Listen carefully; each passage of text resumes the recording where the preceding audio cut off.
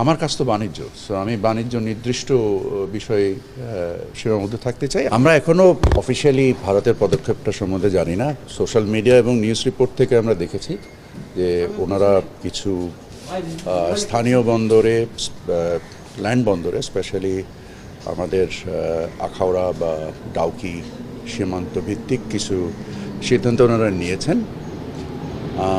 আমরা ফর্মালি জানার পরেই ব্যাপারগুলো নিয়ে পদক্ষেপ নিতে পারবো, বা আমাদের বিশ্লেষণগুলো চলছে। সরকারের বিভিন্ন সংস্থা জিনিসগুলোকে উপলব্ধি করার চেষ্টা করছে এবং তার পরিপ্রেক্ষিতে আমরা আমাদের করণীয়গুলো আমরা নির্দিষ্ট করব। আমাদের এখানে খুব বেশি যে আসবাবপত্র যায় তা না। এক নাম্বার, আমাদের গার্মেন্ট শিল্প একটা বড় পরিমাণ ভারতে যায় এবং আপনারা নিশ্চয়ই জানেন যে এটা আমরা প্রতিযোগিতার সক্ষমতাই আমাদের রপ্তানিগুলো হয়। সো এটা দুইজনের জন্যই একটা লাভজনক প্রক্রিয়া বিষয়।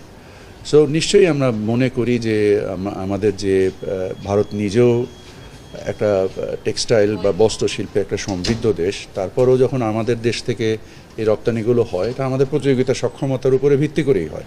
সো আমরা আশা করি যে উভয় দেশের ভোক্তা এবং উৎপাদনের স্বার্থে এটা চলমান থাকবে।